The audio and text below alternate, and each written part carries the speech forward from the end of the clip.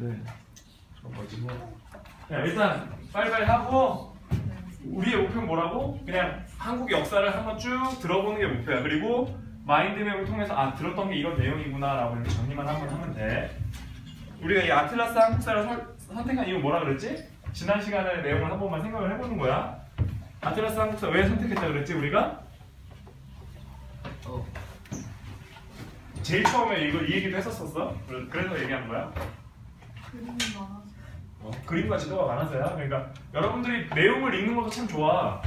근데 그림이라도 한 번쯤 보고 좀 와주면은 좋을 것 같아. 여기서 그림이라 하면 특히 오늘 배울 부분은 그 그림이라는 표현은 좀 그렇지만 여러 그림 사진 자료나 지도가 되게 좀 중요한 이게 기억의 소재가 될 수 있거든. 그러니까 그런 것들을 봐주면 좋을 것 같고 일단 여러 가지를 해야 되지만 또 지난 시간에 우리가 어떻게 몸을 배웠었지?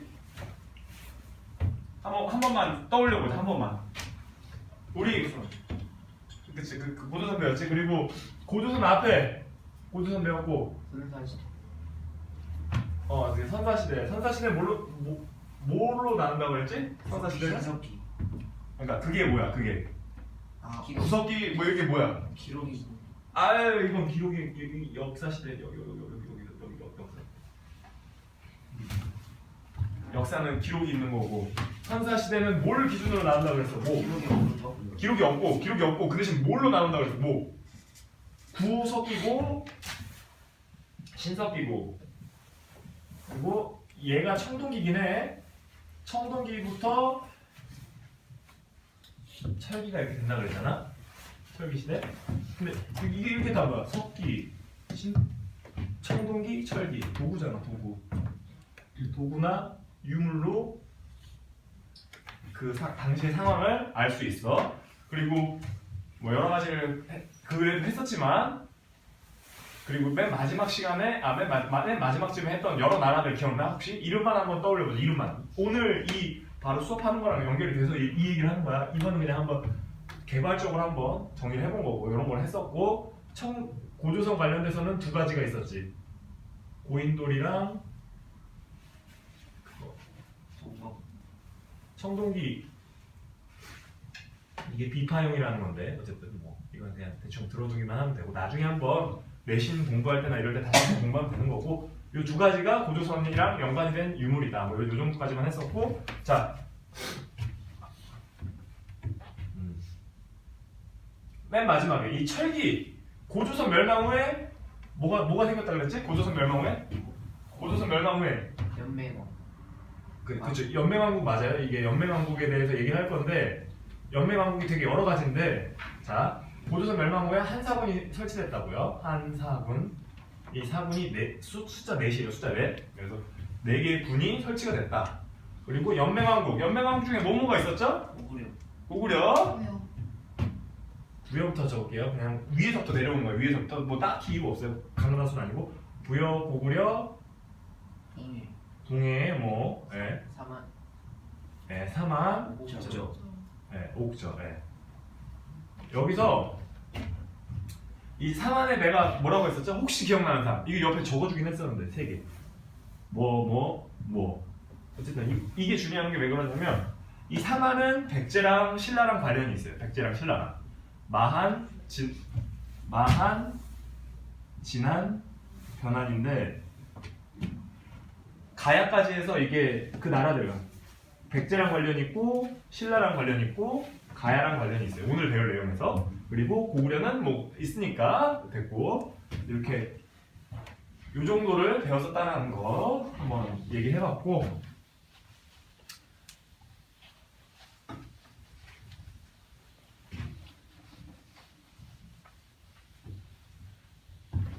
여러분 힘들면 이렇게 손 들고 이렇게 힘들다고 얘기해주면 돼요. 그럼 잠깐 쉬었다가 또 하면 되니까. 자, 고구려라는 나라가 있어요. 우리는 오늘. 그러니까 똑같이 배울 거예요. 똑같이. 만든 사람이라는 표현은 좀 그렇지만 이 나라를 여러분 그 고조선의 신화가 있잖아요. 고조선의 신화가 있죠. 그 뭐예요? 고조선에 있는 신화. 우리 모두 다 아는 거. 단군 신화잖아요. 단군 신화가 있고 거기 구조를 한번 봅시다. 거기 구조에서는 뭐 아버지 있고 어머니 있고 그 아들이 있잖아요. 네. 여기서 딸이 아닌 거에 대해서 되게 심심하게 사과의 말씀 드리고 아들이 단군이고 웅녀고 환인의 아들 환웅이잖아요, 그죠? 네. 근데 자 이런 구조 이게 왜 있어요, 이거? 이 신화 왜 있을까요? 신화 왜 만들까?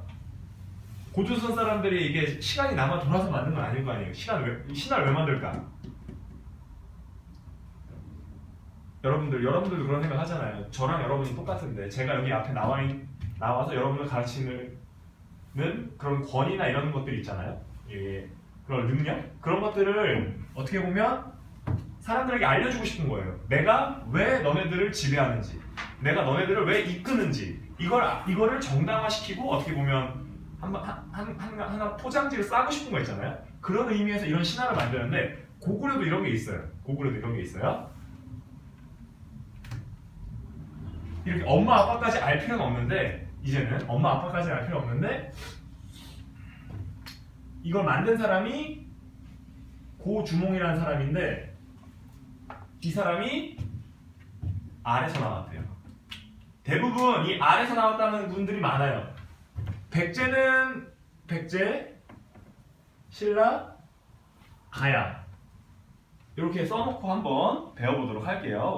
오늘은 이렇게 배우고 나서 나중에 여기 통일되고 또 통일신라랑 발해까지 이게 좀 해야 되기 때문에 이렇게 써놓고 한번 해볼게요. 자, 고주몽이 있죠. 이 고주몽은 하백의 딸이라는 분과 이게 어머님이 하백의 딸이고 또 이제 하늘을 섬기는 이런 그리고 이런 게 뭐라 그랬죠 제가? 이 신화의 배경이 되는 거. 얘가 토테미즘이라고 그랬죠. 토테미즘. 곰이 사람이 됐다고 하니까요. 곰. 그리고 하늘이라서 애니미즘이고. 그래서 이 두 가지가 합쳐져서 샤머니즘 비슷하게 된 거라고. 이렇게. 왜 그러냐면 이 단군이 제가 얘기했었잖아요. 단굴이라는 그 무당, 그 당시에 그 무당을 한문으로 바꿔서 적다 보니까 됐다라는 설도 있어요. 그런 설도 있으니까 이런 걸 다 기억할 필요는 없지만 뭐 요런 것들이 깔려 있고 주몽도 있고 백제는 누가 만들었을까? 읽어왔잖아. 우리 40페이지까지 읽었으면 백제가 누가 만들었는지까지는 알 수 있거든요. 백제를 누가 만들었을까? 네? 모르겠어요? 더 충격적인 건 뭐냐면 주몽의 아들 온조가 만들었어요. 그리고 백제는 두 가지 백제가 원래 처음에 있었어요. 온조의 형이 얘가 둘째고 얘가 넘버 2고 넘버 1이 비류예요. 비류.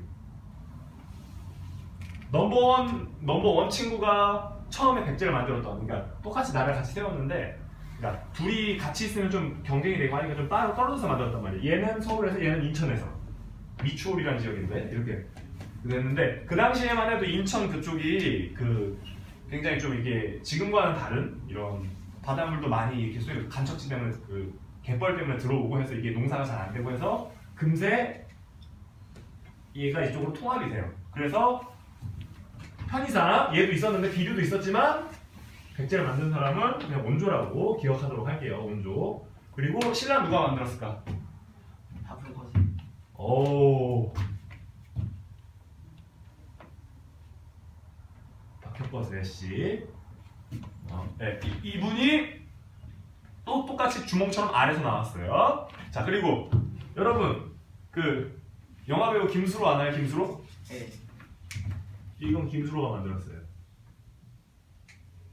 장난이고요. 이게 수로왕이라 그래서 이 김시성 자체는 그 나중에 신라나 이런 중국과 교육을 하면서 성씨를 갖다 붙인 거고요. 자기네들이 수로왕이라는 사람이 만들었는데 이분도 R에서 나왔어요. R. 이분도 R. 왜 R에서 나왔다고 이렇게 신화를 만들어 놨을까요? 신비하게 보이려고. 신비주의를 원하고 싶었던 거죠. 그들이 왜 지배층으로서 군림하는지, 왜 그 사람들을 이끄는지 그걸 알고 싶어서 알려주고 싶어서 한 거고. 자, 이런 것들을 알았으면 됐고, 그리고 또 자, 여러분들 그 40페이지까지 읽었다고 했고 혹시 그거보다 덜 읽은 사람? 나 40페이지보다도 덜 읽었다. 덜, 레스, 네, 레스. 아니면 더 읽었다 하는 분.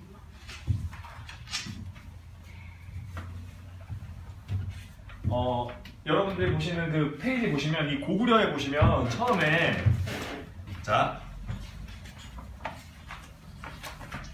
그 밑에 보시면 그런 게 나오잖아요. 낭랑군.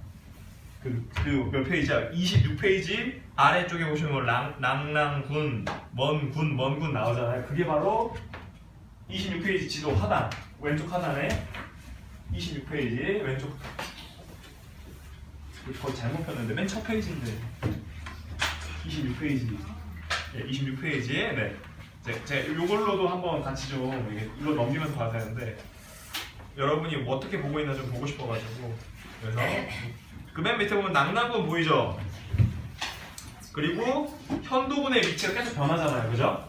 그러니까 이 한사군이 왜 아까 전에 내가 한사군 왜 얘기했냐면 한사군이 고구려랑 계속 경쟁하면서 고구려가 성장을 한단 말이에요. 알겠죠? 그리고 여러분들 수많은 내용들이 있지만 삼국시대는 그걸로 정리를 하면 돼요. 다 읽어왔으니까 40페이지면 다시 한번 40페이지까지 읽었다고 하니까 40페이지까지 읽었다. 40페이지까지 읽었다. 그러면 거기까지 읽은 거네. 40페이지보다 더 읽은 사람. 더. 다 읽었어? 그러면 자 최소한 43페이지까지 읽었다는 가정하에 설명을 하도록 할게요. 여러분 그 쭉 넘어가서 자 거길 볼게요.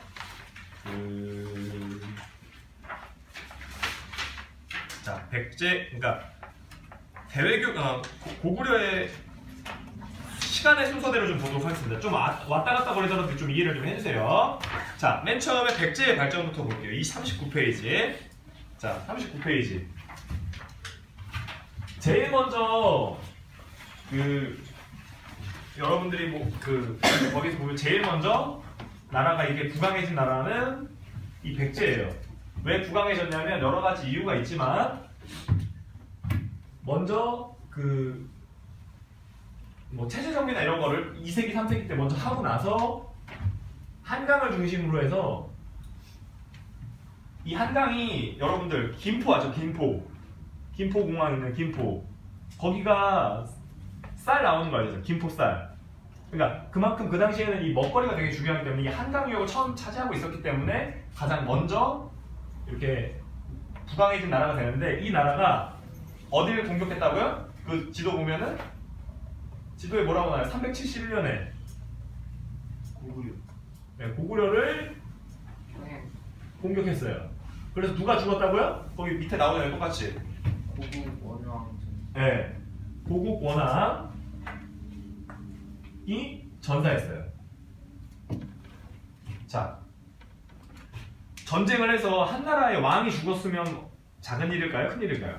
엄청 큰 일이죠. 그러니까 이 큰 일이 일어나고 나서 나중에 5세기가 되면 이 고구려가 또 백제를 공격하는 시간이 돼요. 이렇게 되고 이때 왕이 누구라고요? 그 옆에 나오잖아요. 그 지도에. 이거 약간 오타가 있었어요. 여기랑 지도가 써 있는 게 달라. 그 처음에 이 백제의 발전 말고 앞에서 그 백제에 관련해서 나오면은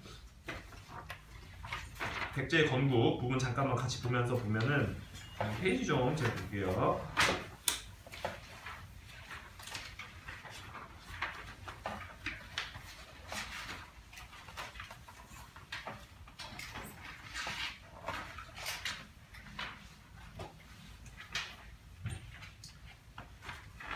자, 그 한성 백제의 설립 거기랑 같이 좀 볼게요. 왜 그러냐면 그 지도를 좀 봐야 돼가지고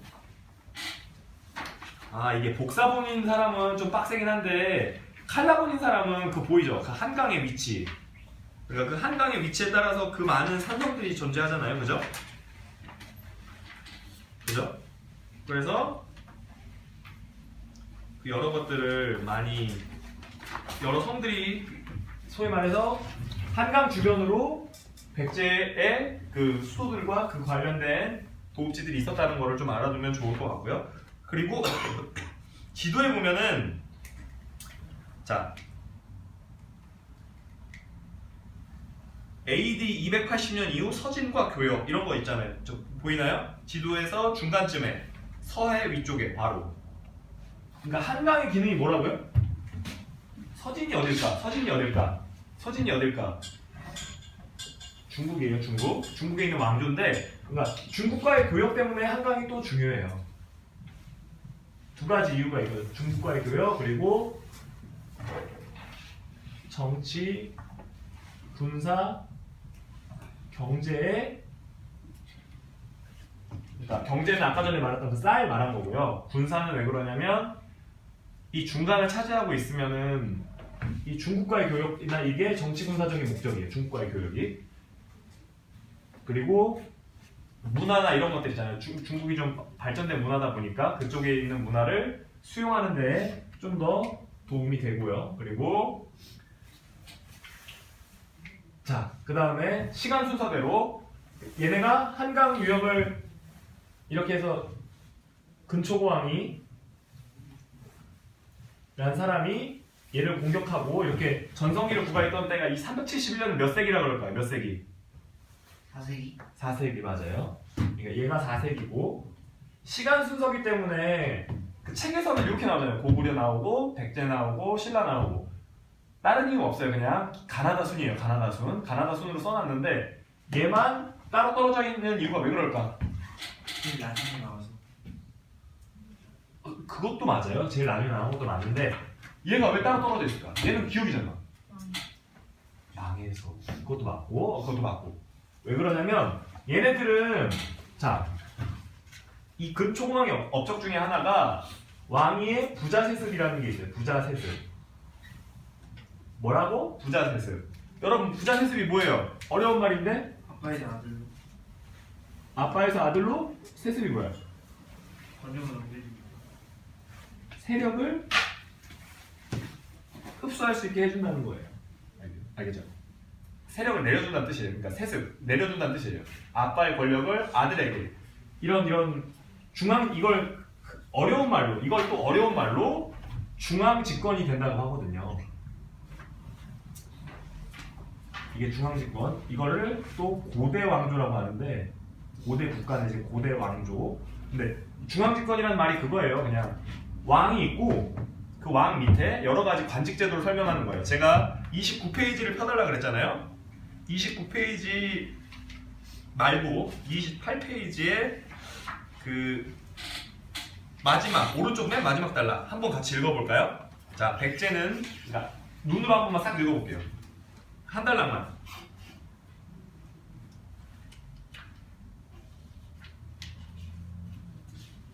그러니까 이 중앙집권이라는 게 관직 제도나 이런 것들도 의미하는 거예요. 이런 걸 정비하고 그래서 왕의 부자세습으로 이 국가를 성립하는데 고구려 백제 신라는 이 중앙집권화를 이루고 고대 국가가 형성이 됐었어요. 근데 얘는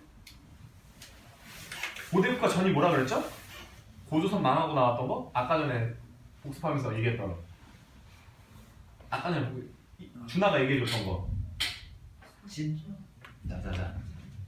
한사군 설치하고 한사군 옆에 내가 적었어요. 한사군 옆에. 연맹왕국. 네, 연맹왕국. 얘네가 연맹왕국 단계에서 멸망해요. 그냥 처음에는 이걸 좀 그냥 얘기가 나왔으니까 말인데 버풍왕이라고 신라의 왕이 있어요. 조금 있다가 할 건데 버풍왕이랑 진흥왕이라는 사람이 있는데 그 다음 이어서 버풍왕 때 금건가야가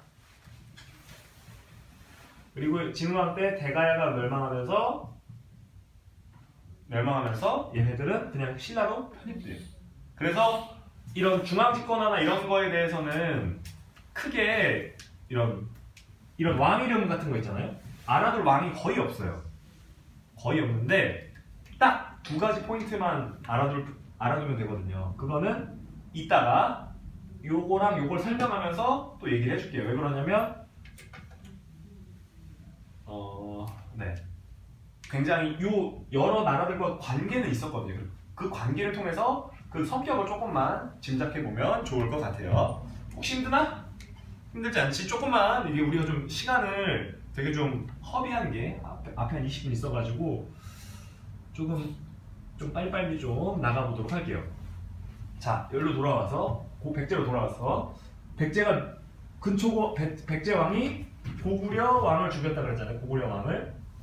그러면 고구려 입장에서는 굉장히 기분이 나빴겠죠. 심지어 아버지와 아들 관계인 나라로 시작을 한 나라에서 이렇게 죽이게 되니까 굉장히 기분이 안 좋았을 거란 말이에요. 자, 이제 5세기 4세기였고요. 5세기가 되면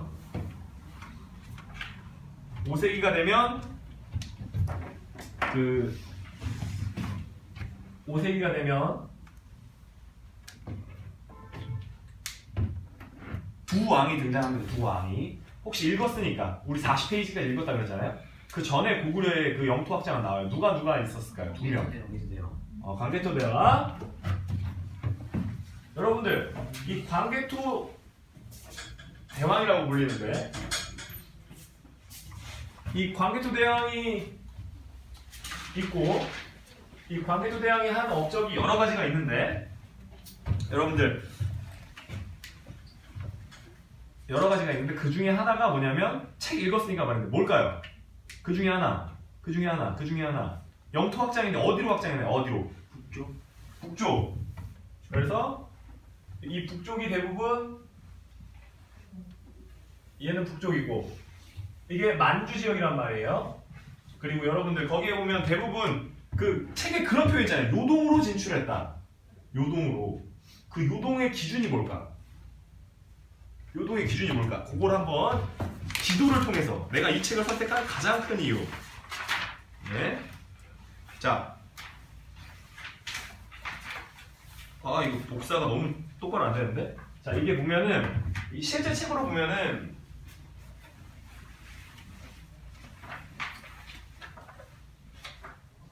자, 고구려의 영토 확장으로 들어가서 자, 35페이지에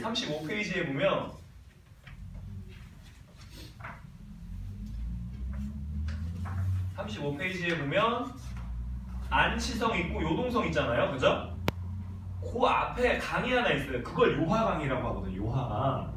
이게 다른 지도에 보면 나와 있어요. 그 앞에 강이 하나 있는데 그걸 요하강 그러는데 그 강을 기준으로 동쪽을 요동, 서쪽을 요서라고 하는 거예요. 알겠죠? 요하강이라는 강을 기준으로 했고 요동에 진출했죠. 만주랑 요동에 진출했는데 그래서 요동이라는 말을 설명하기 위해서 제가 이 요하강의 위치 때문에 함께 지도를 봤던 거고요. 수많은 나라를 이렇게 정복을 했는데 아까 전에 말했다시피 백제가 천천지 원수죠. 고국 원왕이 광개토 대왕의 할아버지예요. 할아버지니까 할아버지가 돌아가셨으니까 굉장히 기분이 나빴겠죠. 왕이 된 다음에. 그래서 백제를 열심히 압박해요. 그래서 375년에 열심히 공격을 해서 거기에 보면 나오죠.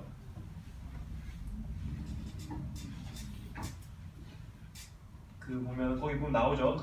396년에 위례성 공격을 했었고 이 위례성이 여러분들 어디냐면 어딜 것 같아요, 여러분들? 지금의 서울은 맞죠? 서울 맞아요? 부산이라고 안 해서 감사하고요. 서울인데 서울 어디냐면 송파예요. 송파 그쪽인데 그 위례로 396년에 열심히 원정을 떠나서 백제 위례성을 공격해요. 그래서 포위하고 그 주변의 성을 빼앗고 또 그 왕이 했던 일 중에 하나가 그 본문에도 나오는데 399년 400년에 있었던 싸움이에요. 390년, 400년에 무슨 일이 있었냐면 이때 또 가야가 딱 등장을 하는데 가야가 바다 건너 왜가 어딜까? 일본. 일본의 어떤 세력과 연합을 해서 백제, 왜, 일본 이 세 명이 연합이 돼서 세 명이 아니고 왜랑 가야가 연합을 해서 백제를 포함해서 세 명이서 신라를 침공해요. 백제, 왜, 가야 신라를 침공한단 말이에요. 이때 신라의 왕이 누굴까요? 이때 신라의 왕. 이 사람이 되게 중요해서 그런 거야. 나중까지 나오는 오늘 12시까지 한 두세 번 더 나오는 사람 이름이에요. 이게 우리 한번 신라로 한번 넘어갑시다. 신라로 한번 찾아보는 거예요. 우리의 기억을 되살려보면서 신라로. 자, 신라 어디에 나오냐면 여러분들이 안 읽었을 수도 있기 때문에 제가 페이지로 알려줄게요. 백제의 발전 다음에 신라의 발전이 나오거든요. 신라의 발전 부분에 나오나 한번 쓱 제가 봐. 신라의 발전 부분에는 안 나옵니다. 지금은 안 나오고 신라의 건국과 성장 그 부분 있죠? 그 부분에서 나올 것 같아요. 신라의 건국 부분에서.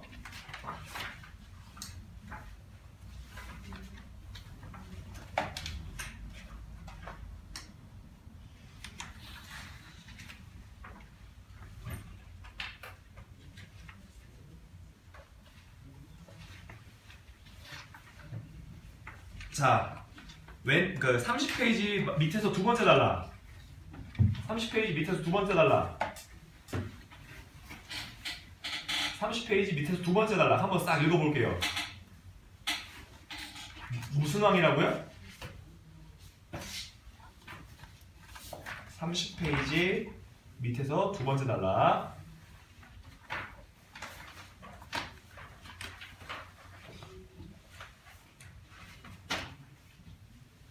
미추왕.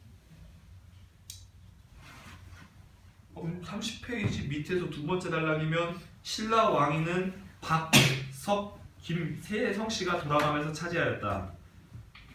예, 이 단락에서 누가 나오죠? 왕 이름이? 미추왕. 예? 네모. 여기서 미추왕이 나온다고요? 네. 13대 미추왕 나오고 내무랑 나오죠? 미추왕보다는 내무랑이 중요해요. 이 내무랑이 뭐라고 했죠? 그 다음에 그다음부터 김씨고. 네, 김씨 왕이세습. 그러니까 뭐라고요? 아까 전에 나왔죠. 부자세습. 부자세습이면 애석하게도 성씨가 같겠죠. 그러니까 신라 같은 경우에는 내무랑이 이런 중앙집권의 틀을 만들어 놓은 거예요. 근데 대부분 이 중앙집권의 틀을 만들었을 때가 이 전성기가 오거든요. 그러니까 중앙집권의 틀을 만들고 한 100년이 지나야 오는데 신라는 지금 몇 세기예요? 4세기라고 그랬죠. 4세기. 이때면 4세기잖아요. 4세기. 399년이면 4세기에서 5세기 초. 근데 이때 만들었는데 언제 오냐? 6세기 100년 딱 걸려서 온단 말이에요. 이때 이 두 명이 열심히 정복하고 그랬던 왕인데 이 사람들이 했던 때가 6세기예요. 6세기. 딱 100년 뒤. 그리고 이 내무랑이라는 사람 한번 알아주고 신라에서 요때 고구려가 도와줘요. 고구려가 누구를 도와줬을까? 백제를 도와줬을까? 신라. 왜를 도와줬을까? 당연하지. 약한 편의 애를 도와줬는데 여러분들이 그냥 이름만 들어보면 될 그릇이 하나 나와요. 그릇이 밥그릇인데 밥그릇인지 반찬그릇인지 모르겠는데 그릇이 하나 띵 나오는데 그게 그냥 이 어디서 나왔냐면 경주에서 나왔어요. 경주에서 나온 게 호우명 그릇인데 이게 뭐냐면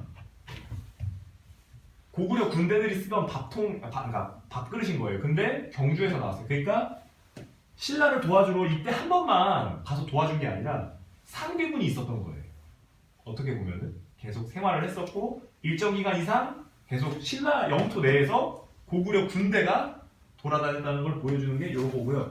요때 요때 400년 요 원정 때 금관가야라는 요 나라들 있잖아요. 요 나라가 엄청 두드러 맞았어요. 그냥 왜 그러냐면 고구려가 이게 전쟁이라는 게 항상 야 여기까지만 해야지라고 해서 그냥 정말 이게 컴퓨터로 이게 계획 세우고 딱 진행하듯이 되는 게 아니란 말이에요. 이게 전쟁이 도와주다 보니까 얘네들이 너무 겁에 질려서 도망가고 그걸 쫓아가다 보니까 좀 더 얘네 영토로 들어가서 얘네들을 좀 더 괴롭히게 된단 말이에요. 그래서 이 압박 때문에 나중에 얘네가 더 빨리 멸망을 하게 되는 거예요. 한번 압박을 받아서. 그래서 이런 인과관계가 있다는 걸 좀 알아주면 좋을 것 같고요. 그 다음에 장수왕 스포했네. 그 다음에 왕이 누구죠? 5세기의 또 다른 왕. 5세기 내내 거의 했던 사람. 장수왕. 네, 장수왕이죠. 장수왕은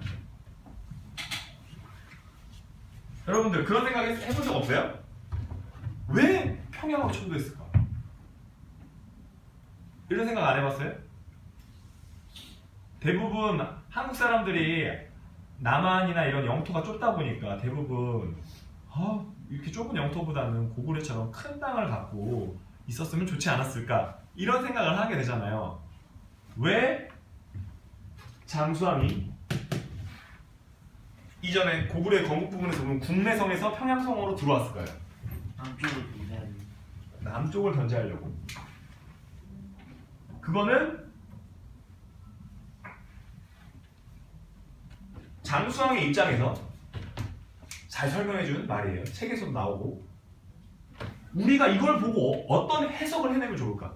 이런 게 어떻게 보면 여러분들이 역사를 좀 더 깊이 알아갈 수 있는 한 방법이란 말이에요. 유리망. 왜 남쪽으로 와서 남쪽을 견제하기 위해서 평양으로 천도를 했다 그러는데 이게 수도를 옮긴다는 뜻이에요. 수도를 옮긴다. 이게 어떤 의미를 가질까요? 현재 우리들에게. 이거는 여러분들이 생각해 볼 수 있는 거라니까요. 그래서 물어보는 거예요. 정답 없어. 이런 걸 생각해 보면서 역사가 좀 더 재밌어지는 거거든요. 왜 이걸 왜 옮겼을까? 책 읽었으니까 생각날 거 아니에요. 아니 잘 먹고 잘 살던 땅에서 왜 갑자기 들어와서 이렇게 돈이 남아서? 왜 그랬을까? 왜? 이건 한번 얘기를 해보자. 유리가 어떻게 생각해? 왜 옮겼을까? 남쪽으로. 심심해서. 참고로 여기에 옮긴다 그러면 찬성하는 사람만 있었을까요? 아니요. 반대하는 사람이 있었죠. 장수왕이 피해 숙청을 했어요, 진짜. 장수왕이 피해 숙청을 했단 말이에요. 어쨌든 사람까지 죽여가면서 왜 옮겼을까? 왜? 그걸 한 번씩 생각을 해보세요. 이런 걸 생각하면서 역사를 공부할 때 좀 더 그 역사가 여러분들에게 의미가 있어지는 거예요. 남쪽 견제, 백제를 견제하기 위해서 이거는 당시에 그 사람들이, 그러니까 장수왕이 살았던 그 시대에는 정답이 되겠죠. 근데 우리는 그걸 어떻게 해서 읽어내야 될까요? 답을 주길 원하는 눈치긴 한데 끝날 때쯤에 한번 주도록 할게요. 장수왕이 어딜 공격했다고요? 백제. 네, 백제를 또 열심히 공격했어요. 이놈의 백제는 아주 그냥 불쌍해요. 백제를 또 공격했는데 이게 300 거기 연도 나오죠. 갑자기 또 이게 396년이었죠. 396년이었고 얘는 또 이제 이 상황이 역전돼요. 국원왕이 전사했었죠. 근데 475년에 또 공격했다고 나오잖아요. 그죠? 장수왕이 공격했다고 나옵니다. 거기에. 네, 그리고 475년에 장수왕이 누굴 죽였대요? 그 지도에 나오잖아요. 35페이지짜리에 35페이지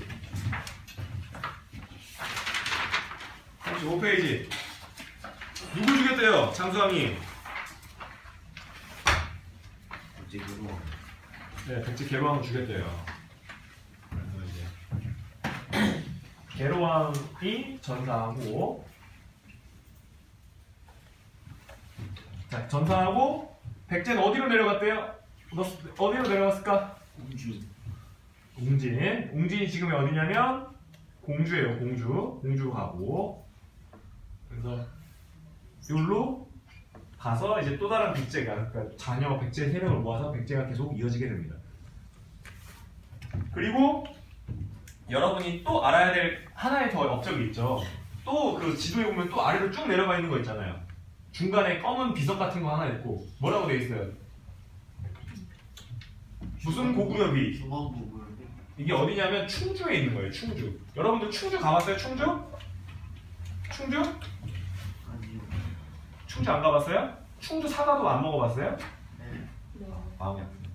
충주 사과 장난이고요. 충주 사과는 그냥 이게 충주가 사과로 유명하다는 거는 최근에 와서 그런 거고 그 이 장수왕이 두 가지 비석을 세우는데 하나가 광개토대왕비고 이 사람에 대한 비석을 하나 세우고 본인의 업적을 기리기 위해서 중원고구려비를 세운단 말이에요. 이게 충주예요. 충주.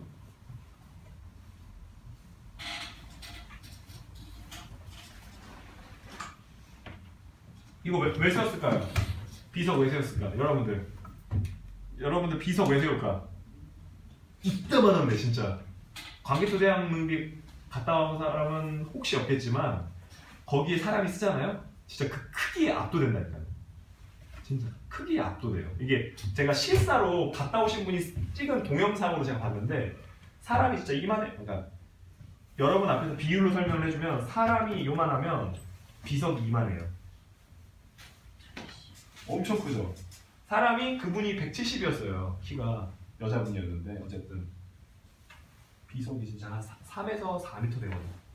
4에서 5m 되거든요. 이게 이런 뒷다시 그만한 걸 이렇게 딱 박아놓으면 이거 왜 그럴까? 다 영적을 알리려고. 네, 업적을 알리려고 후대 기록에서 알리려고 하는 거예요.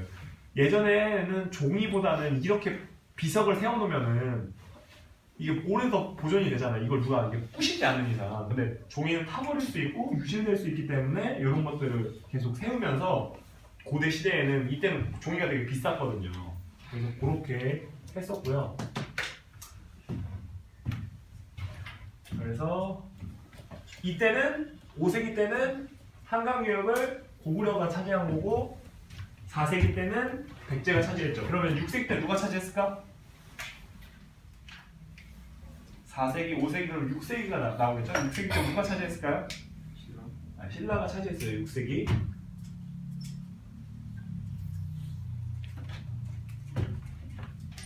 이 6세기 때 차지를 했는데 또 하나 얘기해주면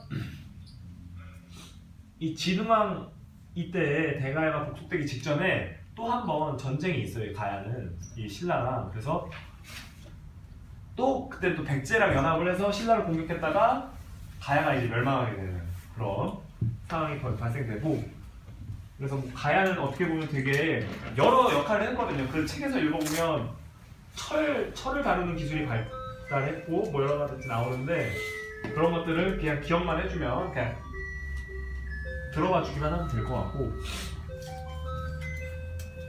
저도 감기에 걸려가지고 좀 약간 좀 더 명랑한 목소리가 안 나와서 좀 미안하네요. 계속 이게 쓰다 보니까 이게 계속 바꾸게 되네.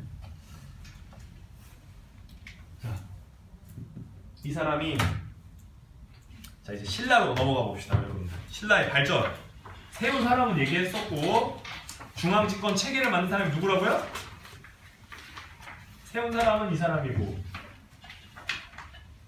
중앙집권 체계를 만든 사람은 내무랑이라는 사람이에요. 내무랑이 한 게 뭐라고요? 김씨 왕위세스.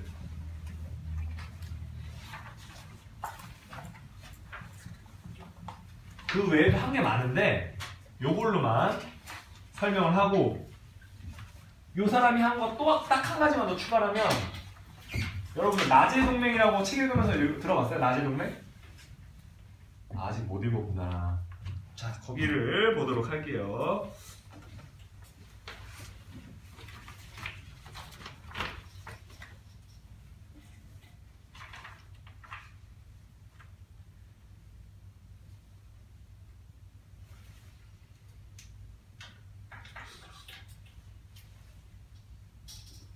자, 28페이지, 38페이지 백제 발전 부분에서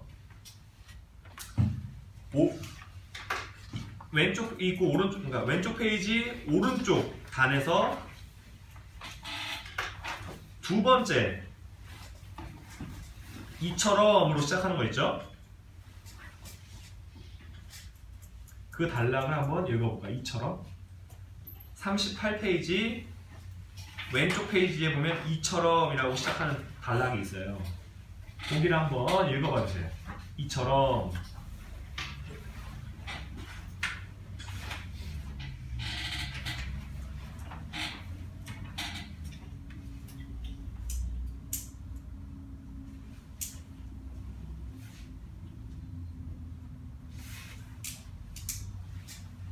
그래서 그 밑에 달락까지 이처럼도 그 밑에 달락을 읽어보면 뭐라고요?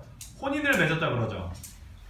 그게 바로 혼인 동맹, 그러니까 신라의 라, 백제의 제에서 나 두음 법칙 때문에 그런 거 알죠? 여러분들 두음 법칙 뭔지 알죠? 라제 동맹이라 그러면 그 북한에서 쓰는 그런 용어가 되는 거고, 어쨌든 뭐 그냥 북한 얘기 죄송하고요. 근데 얘기가 나와서 두음 법칙 걔네들 안 쓰거든요. 어쨌든 이 두음 법칙이 돼서 이게 라제 동맹을 얘가 체결을 하게 됩니다. 이 두 가지 정도만 네모랑에 대해서는 알아주면 좋을 것 같고요. 그리고 자, 신라의 발전. 자, 이 사람 모두 6세기라 그랬죠. 2명. 한 명 더 나와요. 누구? 신라의 발전 가면 자, 43페이지. 여기까지만 하고 쉬도록 할게요. 여기까지만 하고 신라의 발전까지만 하고. 자, 한 명 나오잖아요. 거기 첫 단락에서 세 번째 줄 누구야? 누구? 자, 42페이지 첫 단락 세 번째 줄, 42페이지 첫 단락 세 번째 줄 누구죠? 네, 지증왕. 지증왕을 그냥 한번 제가 언급을 해주는 이유는 뭐 여러 가지, 그러니까 원래는 이 사람도 언급을 하기로 말하면 뭐 우경도 했고 뭐도 했고 한 거 엄청 많지만 그 지도를 한번 봐주세요. 지도에서 오른쪽으로 화살표 쭉 나가 있는 거 뭐라고 되어 있어요? 이름은 갑자기 생각이 안 나는데 누구를 시켜서? 이사부를 시켜서 누굴 어딜 점령했다고요? 우산국. 우산국이 뭐예요? 울릉도고 이때 독도까지 이렇게 가거든요. 여러분들이 이게 좀 독도 얘기가 나오니까 또 이제 역사 문제와 함께 좀 다시 생각을 해보면 우리나라의 독도가 언제 편입이 됐나 이거에 대해서 되게 좀 이게 많은데 공식적인 기록에서는 우산국을 정벌하면서 독도를 했다고 하니까 이게 512년인가 그럴까 이사부 씨를 해서 이게 512년인가 그럴 텐데 읽어보면 그 책에서 되게 오래전이죠, 그죠? 근데 이게 제일 빨라요, 우리나라 기록이. 이게 뭐 다른 나라들도 뭐 독도에 뭐 점령했다 뭐 이런 기록이 있는데 제일 처음에 했던 게 이거고 나중에 되면은 또 이런 기록들이 나오거든요. 그래서 독도라는 땅이 역사적으로 우리의 역사 내에 계속 편입되어 있었던 땅이다. 이 정도만 그냥 지증왕과 더불어서 그냥 알아주면 좋을 것 같습니다. 가야를 좀 지우도록 할게요. 가야는 이 칸이 부족한 관계로 여기까지 원래 써야 되는데 이게 다 신라예요, 여러분들이 신라. 자, 진흥왕도 열심히 비석을 세우고 열심히 싸워요, 여러분들. 얘는 금강가야를 멸망시키긴 했는데 아까 전에 뭐라 그랬죠, 제가? 금강가야가 멸망한 결정적 이유? 아까 전에 얘기했던 거.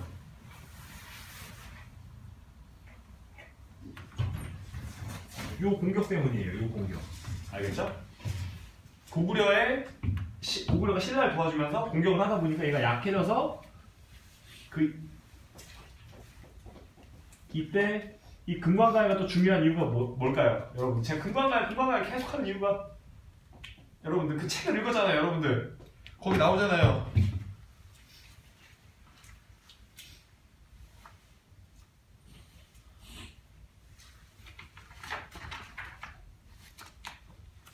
여러분들 책에 나오잖아요. 책에 우리 같이 읽었잖아요. 안 읽었나? 여긴 아니고 안 읽은 사람이 맞나요? 같이 읽었잖아요. 저희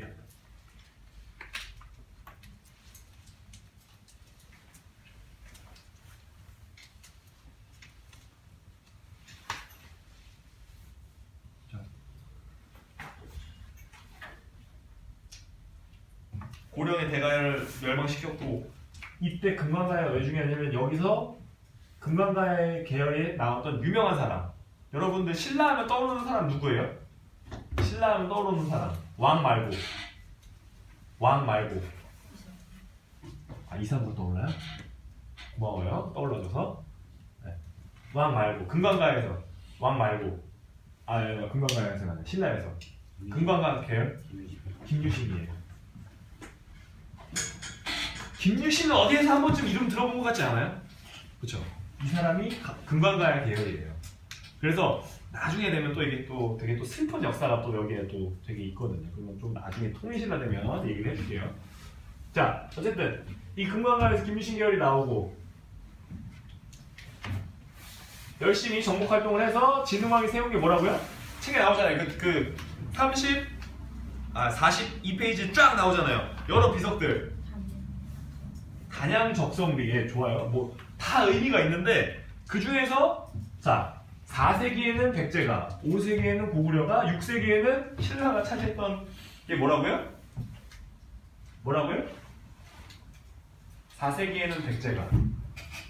4세기에는 백제가, 5세기에는 고구려가 여기서 백제 공격해서 전사하면서 한강을 갖게 됐죠. 뭐라고요? 한강 주변을 갖게 됐어요. 한강 주변이 왜 중요하다고요? 중국이랑 교류. 네, 여러 이유가 있지만 이게 제일 중요한 거예요. 여러분 아시겠죠? 그래서 드디어 얘네가 한강을 접수해요. 그게 기록된 비석이 뭐다? 여러분들 지도 한번 봐주세요. 한강 위치에 떡하니 이게 빡 세워져 있는 거.